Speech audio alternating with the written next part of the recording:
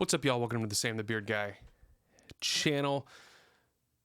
Guys, check out the room behind me. I'm in my new studio. It's been getting built and worked on for a month. So it's in the same house. I just moved rooms, but there's some, things to do. And so that's why my old videos, my room was an absolute mess. But now I'm finally in my new space and it is nice. I'm still kind of working out some kinks and getting things situated and moved around. And yeah, a little bit of a discovery process in what I want to do in here. But hopefully y'all like the kind of new look. I probably want to change some of the lights up in the back and do something different or not. I don't know. Still figuring it out, but yeah, I'm going to be doing a video soon on like my run through. I get asked a lot, how do you record? How do you route audio? All this stuff. I've been waiting until I get into this new space to do that. So I will be doing that in the next couple weeks, hopefully. If not, well, then I won't be, but hopefully I will be. So today let's talk about how to pad behind, or even just like play behind speakers, pastors, your transition moments where maybe in the middle of a worship set, there's, between songs 2 and 3, the worship leader is setting up the new song, or there's, you're changing keys, or whatever. But let's just talk about those moments because, it's one of the unique things about being a keys player is you're the one doing those moments. The drummer's just sitting there waiting, just chilling. The bass player's just chilling. And there you are playing behind all the things. At my church, I'm at Watermark in Dallas. I'm always going out early before everyone else does at the end of the sermon to help land the plane, as they call it, which some people don't do, which is fine. But we do that at our church. And so let's just talk about how to do those moments. Of course, this is just how I approach it. There's multiple ways to do it. There are some wrong ways to do it, but there are also many right ways to do it. So yeah, as always, like, share, comment, sub, all the things that help this channel out. I'm trying to hit this channel hard for 2024. So yeah. All right. So pads. First of all, just high level, not to get too spiritual, but let's just talk about the role of these moments and what you're doing in these moments. It is purely a support role. You're not the feature. It's not, about a cool idea that you can sprinkle in that gets people to pay attention to you. You are there to support what's happening. And so you want to do clever things, but the clever things that you are doing is helping you kind of tuck in and be disguised behind what's going on. And so that is your role. Your role is to support whatever is happening, whether that be a worship leader or the pastor or a speaker or whatever it is. You are there to support. If you haven't already figured that out, that's basically the role of every musician on stage during a worship set, but everywhere's different. So that's your role. So let's just talk real quickly about what sounds I'm using. I have another video, I will link it in the description, of main stage breakdown I think I did about a year ago. I haven't changed a ton. There are a few things that have changed, but conceptually it's all the same. So I'll link that below. If y'all want a nitty-gritty walkthrough of everything that I'm doing tangibly in here, there's a video for that. But just real quick, I am running quite a few pads. So I have one pad here, one pad here, another pad here, another pad here, another pad here, another pad here, another pad here, another pad here, another pad here. So that's 9 pads. This one's like a special effects for specific things. And this one is a bus thing. All this stuff up here is piano. This is my master. So I'm running 9 pads. So obviously, that's not the sound for playing behind a pastor or a speaker or whatever. We're just going to call them talking person when you're playing behind the talking person. So let's build. I want to show y'all from the ground up what I'm doing. Okay. So we'll start. This is basic pad. These are all Nexus pads with the exception of one. which is in my main stage breakdown video if you want to see it. So this is real simple. You could get away with this if you wanted to. This is just like a cloud. It's just like a bed. It's just super tucked. A lot of stuff is... Actually, I'm not rolling out anything. Oh, I've rolled out quite a bit of frequencies here. Yeah, I have cut the crap out of this thing. So it's very just tucked in. It's not taking up a lot of space. But, you know, y'all know me. If you don't, you're about to. But I don't use just one pad, because why would I do that? So I typically layer this pad in quite a bit. Now this is the one pad that's not a Nexus pad. This is, where are you? There you are. This is an All for Arnold's thing, Evo Ambience. It's absolute hot money. So I'm adding that in. And that I kind of just ride that fader depending on certain moments. So it's just got this nice sparkle to it. I'm rolling out a decent amount of low mids and lows on it, so it's not gonna muddy up the pad that was before that. But I just like the high-end stuff because that's just what I like, and that's the way it is. So the next thing that I'm adding in is this guy. Figured to solo that. It's just a little extra grit. It's just a little bit extra. You could probably get away, I could probably get away without using this, but I do use it because I like it. It just adds a little bit of meat to it.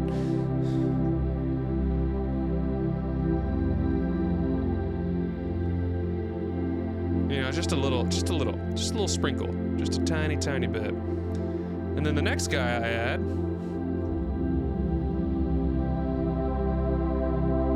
is that dude. A little higher.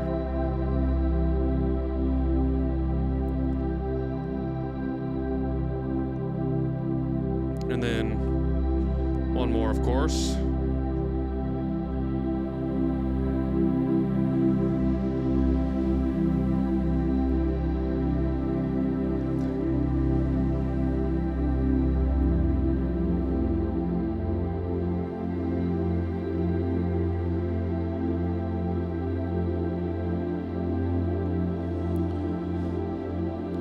So each one of those you can kind of hear. You got the low stuff, you got a little bit more of the gritty stuff, a little bit higher. You've got kind of this just like swirly sound that's happening, and then you got the air or the sparkle on top. That's kind of how I think about it. I will admit this is a super dramatic way to do this, to have, 5, 6 things running at once for a prayer moment. But my approach to pads has always been building the whole tonic spectrum through layering pads on pads on pads, and just making sure you're not muddying up the thing that existed before it. And so a lot of these pads kind of have certain things cut out or notched out to give the other things space. So this is kind of my go-to sound for prayer moments or speaking moments or talking people moments. I do not run this pad other than those moments. This is a very slow moving attack and release pad that helps create continuity between chord changes. And so I'm not using this for anything else. This is just, I think it's literally called a prayer pad somewhere. So that's what this is. So if that's what you're thinking, well, how can you use this for other stuff? Well, I don't. So here, this is the sound. So let's talk about chord progressions that work really nicely for this type of stuff. Now, I am in a, what you would call some people would say a white church. It's a very contemporary CCM church, so you're not going to see me doing a ton of passing chords and a lot of, non-diatonic type of movement. I want to, I wish we could, but it's just not the culture of where I'm at, which is totally fine. Every church has a different culture. That's just not our culture. So it's going to be a lot of simple, super diatonic stuff. But there are chord progressions that work really nicely, some better than others. again, there's always a time and place for maybe arguably any change or any chord change. But man, I almost start off every single prayer moment or talking moment with a nice old, just a 1 to 4 over 1. This is kind of a 4 major 7, obviously. Maybe hit the 9.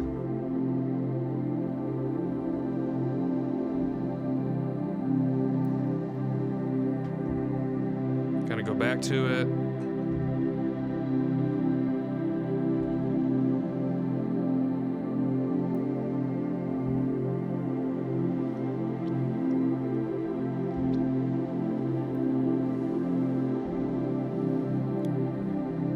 Now to here, a great sound is like a 4 over 6 sound.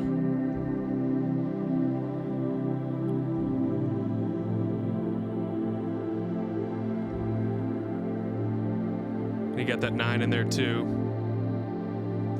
Well, this is actually 9 of the chord, but 5 of the key. 1 over 3.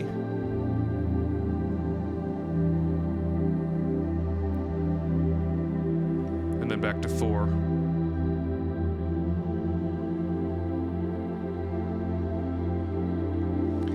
Then you can do something like a 6 minor.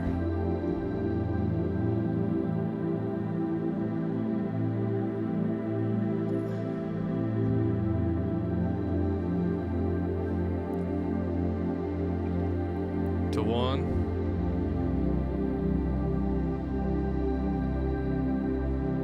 To 5. It's kind of like a 13. So this progression kind of feels like, I don't know if moving forward is the right word, but it has, you know, weight and emphasis. Like a lot of these changes have a certain characteristic to them.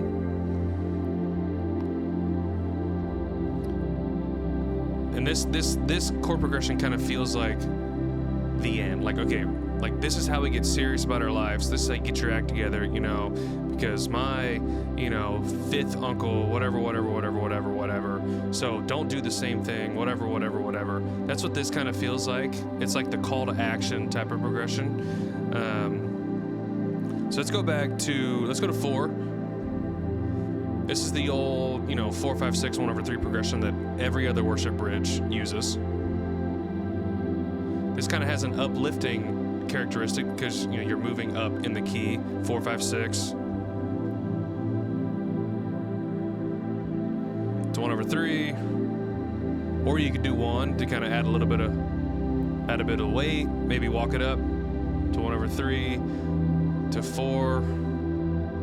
You have no rival, you have no equal.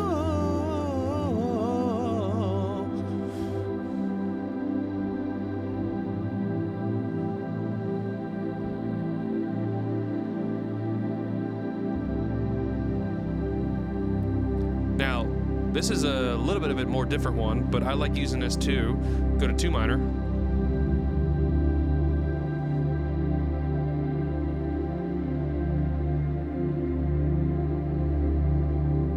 To 5. To 1 over 3.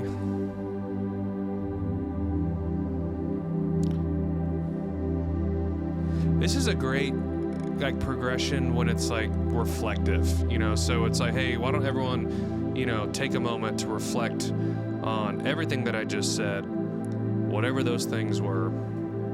You know, it's like, hey, man, if you were in Jerry Jones' shoes, would you have let Tony Pollard go? You know, just close your eyes for a second and think about that.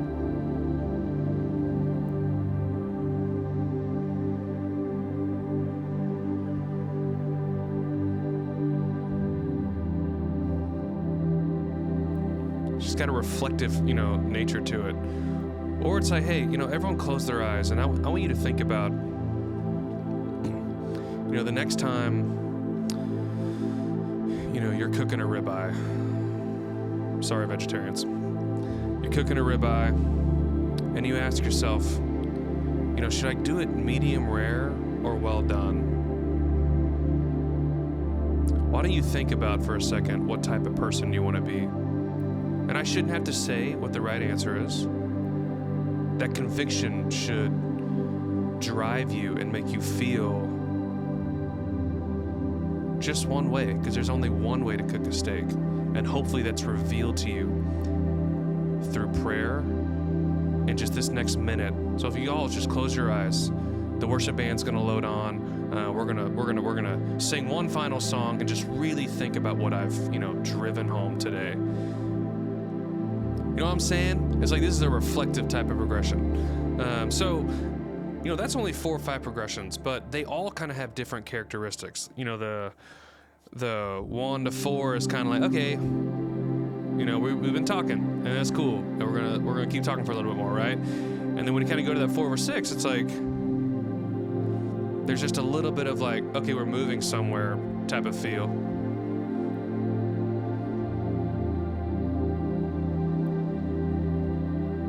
Yeah, it's nice.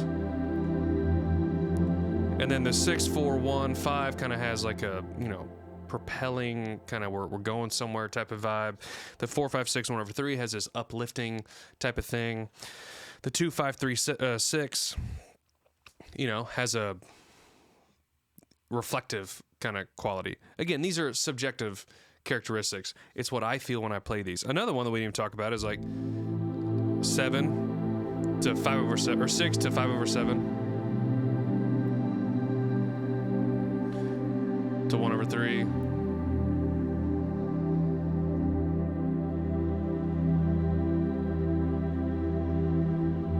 To 4. Or you go to 6 there too and hop into another progression, double up on another thing. The 6, 5 over 7, 1 kind of has the same vibe as the 4, 5, 6, 1 over 3. It's just a different version of that. And I think it's almost more conclusive and finite because you're getting to the 1 and not going to the 1 over 3 and like voice leading that into 4. And saying the word, we'll do voice leading in a second. So things to avoid when you're doing this kind of stuff. So I do hear this a lot. The one thing with pad stuff is there's a lot of long decays, long releases, slow attacks. And so what you're trying to do is create as much of a bed of sound that has as few kind of ups and downs in volume as possible. And so one of those things that you can do is making sure you have enough notes sustaining through your progression and through your movements. So if I were to do a 1, 6, 4, 5 progression, I can keep the right hand the same for almost all of this. So this right hand is kind of keeping the sound consistent to 4. And then I want to keep as much as I can engaged. So I'll keep the 1 and the 5 engaged, so the G and the C. But even with that, you can kind of feel a little bit of a drop as everything gets back in, which is only so avoidable. But if I go to like 4, 5, 6, 1 over 3.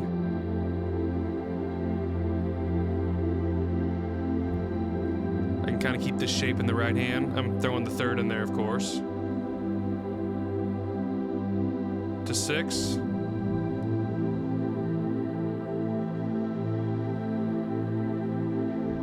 Keep this to 1 over 3. So what you want to avoid doing is then you go to 5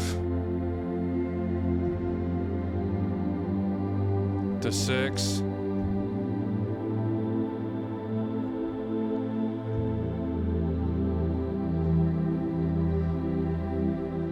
or let's do 1 to 6 to 4 to 5. There's just a lot of movement there, and you can kind of feel the dips of sound, and so you want to avoid that. Again, what I just did, it just sounds less good than the way I was doing it before. It's not that it's wrong.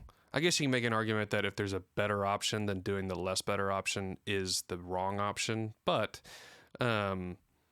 sometimes I guess that could work, but there is something about just a bed of noise that has movement, but also has consistency and continuity that just glues everything together. And so just be thinking about, hey, what chord tones apply to multiple chords, and how can I maybe just move the bass note to grab kind of the implied harmony, but keep all this the same. So there's that. There's also low notes, in your left hand and half step movement. You have to be really careful with. That's specifically with, like, if you're doing a 1/3 to a 4.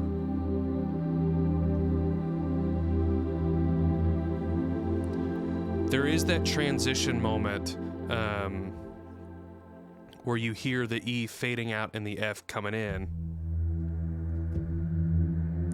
You're getting that little half second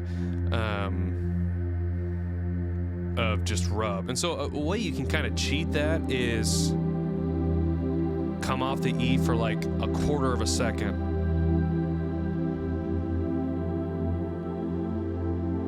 Maybe even longer. So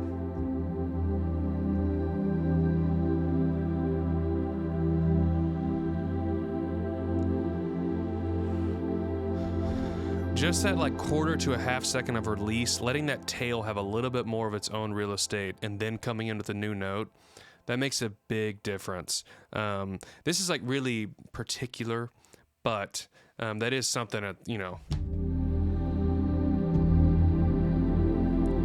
it's like there's just a good second of just like rub that can feel wrong. Like it does kind of feel wrong. And so experiment with releasing a little early on those half step movements and then coming back in. You're not going to really feel it. Now, there's a sweet spot in there, because if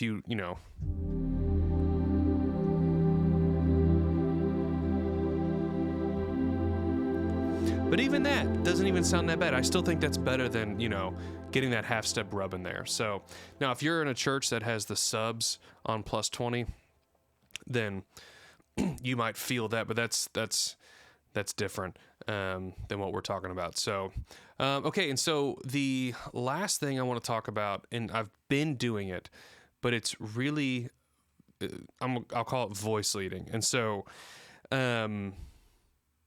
I try to create tiny little melodies in lead lines in the way I'm padding. So I'll kind of sing through what I'm thinking.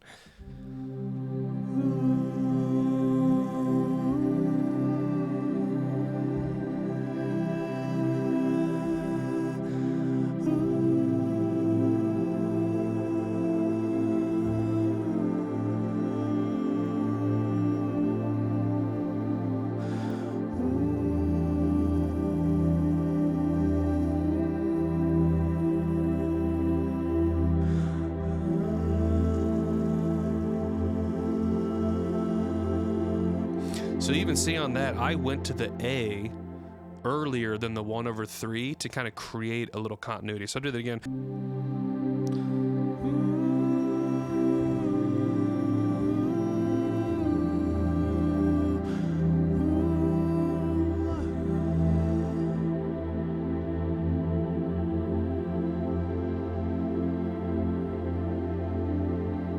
That just creates a little bit of just a little bit of just continuity between the two chords. So you can,